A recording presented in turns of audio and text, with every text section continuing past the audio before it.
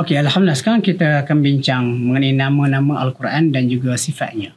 Sebenarnya nama Al-Quran banyak. Imam Jalaluddin As-Suyuti dalam kitab dia yang terkenal, Al-Itqan fi Ulum Al-Quran, dia menyenaraikan sampai dia kata 55 nama Al-Quran.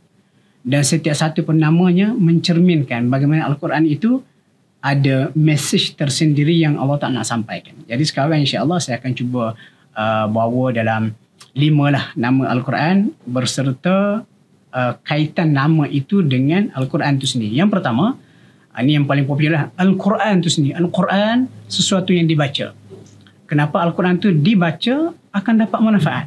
Bila kita baca Al-Quran, kita akan dapat manfaat. Dan Al-Quran itu juga maksud sesuatu yang diulang baca. Dan kita ulang baca Al-Quran pun bukan sekadar untuk mendapat pahala pada setiap hurufnya. Kita juga baca Al-Quran itu untuk mengambil isi kandungannya ataupun tadabbur. Itu yang pertama yang paling popular. Yang kedua, yang seterusnya, Al-Kitab. Ini pun popular juga. Kita buka di awal surah Al-Baqarah. Allah kata, "Dzalikal kitab la raiba fi." Itu adalah sebuah kitab yang tidak ada keraguan padanya. Dan kitab itu maksudnya sebuah kitab yang mengandungi panduan.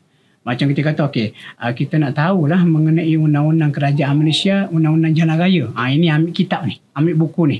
Dalam tu ada semua panduan. Jadi bila kita kata Al-Quran ni nama dia Al-Kitab, mana nak tahu hukum hakam panduan Allah, ambil kitab ini, lalu dalam tu semuanya ada. Jadi berapa dah? Satu, Al-Quran.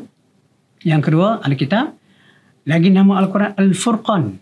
Furqan maksud pembeza. Pembeza antara kebenaran, kebatilan. Benda yang benar dan juga salah. Dan kenapa dia panggil Al-Furqan ni? Sebab bila kita baca Al-Quran, kita dapat bezakan, oh ini rupanya yang betul, ini salah. Lalu kita akan memilih untuk mengikut yang betul. Dan cerita mengenai Al-Quran ni disebut sebagai Al-Furqan, memang Allah Ta'ala sebut dalam surah Al-Furqan. Kalau kita buka Al-Quran, dia ada surah yang ke-25, Allah Ta'ala sebut di awalnya, Allah kata, "Tabarakalladzi nazzala al-furqana ala 'abdihi liyakuna lil'alamin nadhira." Maha agung, maha suci Allah Ta'ala yang telah menurunkan Al-Furqan, kitab yang membezakan baik buruk untuk panduan manusia. Jadi kita baca Quran, kita nampak baik buruk, betul salah dan sebagainya. Kemudian seterusnya, yang keempat, Az-Zikr. Zikir maksud peringatan. Peringatan dan peringatan yang penting untuk membimbing kita. Ini disebut dalam surah Al-Hijr, surah yang ke-15.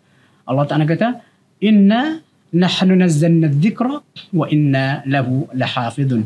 Kami yang menurunkan ad-dzikra, Al-Quran yang mempunyai peringatan. Peringatan untuk panduan hidup kita, peringatan jangan langgar perintah Allah dan sebagainya. Dan Allah Ta'ala kata, "Wa inna lahu lahafidun." Dia sendiri yang akan menjamin Al-Quran itu dia persebalang penyelewengan.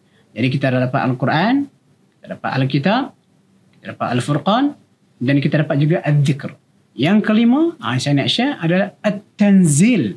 Maksud sebuah kitab yang diturunkan. Maksudnya At-Tanzil benar-benar diturunkan oleh Allah Subhanahu Wa Taala, Tuhan SWT untuk kegunaan kita. Ini disebut oleh Allah dalam surah Asy-Syu'ara, surah yang ke-26. Allah kata, "Wa innahu latanzilu rabbil alamin."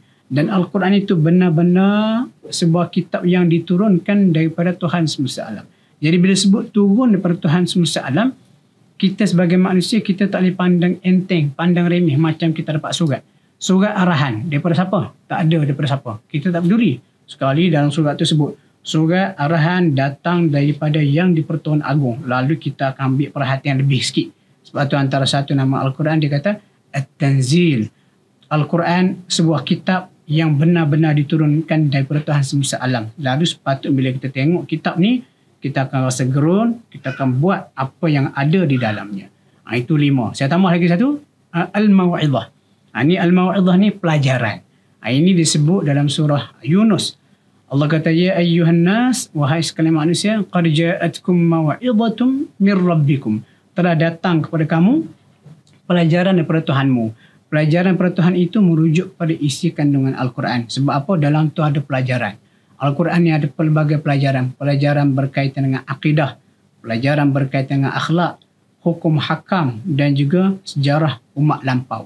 Yang mana kalau kita baca Al-Quran, kita akan dapat pelajaran yang menyeluruh atas segala yang kita perlukan semasa kita hidup di dunia ini. Jadi tentu itu antara nama Al-Quran yang boleh kita pelajari dan sempat saya kongsi pada kali ini. Mudah-mudahan cinta kita kepada Al-Quran yang pelbagai namanya ini akan menambah usaha kita untuk mendekatinya, insya-Allah.